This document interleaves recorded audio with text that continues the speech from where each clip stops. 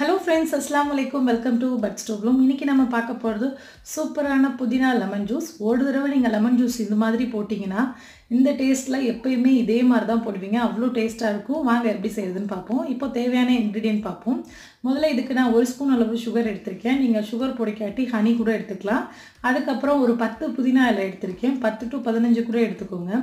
புதினா எடுத்துட்டு எலுமிச்சம்பழத்துல உள்ள விதையெல்லாம் ரிமூவ் பண்ணிட்டு வெறும் ஜூஸ் மட்டும் உங்களுக்கு எத்தனை பேருக்கு தேவையோ எனக்கு வந்து இப்போ 2 டம்ளர் தேவை சோ அதுக்கு தகுந்த மாதிரி நான் சேர்த்துக்கிறேன் இப்போ உங்களுக்கு எத்தனை பேருக்கு உங்களுக்கு தேவையோ அதுக்கு தகுந்த மாதிரி நீங்க பழங்களையும் தண்ணியும் அதிகப்படுத்திக்கோங்க இப்போ நம்ம விதையே இல்லாம எல்லா எலுமிச்சம்பழத்துல உள்ள எல்லா ஜூஸையும் இதல சேர்த்துட்டோம் இப்போ நான் தேவையான அளவு எனக்கு எவ்வளவு தண்ணி தேவையோ அதுக்கு வந்து தேவையான அளவு தண்ணி சேர்த்துக்கிறேன் அதுக்கு அப்புறம் ஒரே ஒரு சிட்டிகை அளவு உப்பு போடுங்க உங்களுக்கு இன்னும் கூட கொஞ்சம் ஃப்ளேவரா அதிகமா வேணும்னா மிளகு தூள் கூட ஒரே ஒரு சிட்டிகை அளவு மிளகு தூள் சேர்த்துக்கலாம் அதுவும் இன்னும் சூப்பரா இருக்கும் இப்போ நம்ம மிக்ஸில போட்டு எல்லாத்தையும் அடிச்சிட்டு நல்லா வந்து வடிகட்டி எடுத்துக்கணும் ஏனா அந்த புதினா ஃபுல்லா நம்ம நல்லா ஹை ஸ்பீட்ல அடிச்சோம்னா அந்த புதினாவோட ஜூஸ் ஃபுல்லாவே இதுல இறங்கிரும் இப்போ நம்ம வடிகட்டினாலும் கொஞ்சோண்டு அந்த புதினாவோட ஸ்டைன் கொஞ்சம் மிச்சமா இருக்க அந்த துகளை எடுத்து இதல போட்டோம்னா அவ்ளோ வாசனையா இருக்கும் இப்போ இது கூட பாத்தீங்கன்னா லாஸ்டா நான் ஏற்கனவே சொல்லியிருந்த மாதிரி மிளகுத்தூள் ஒரு சிட்டிகை போடிங்கனா இன்னும் சூப்பரா இருக்கும்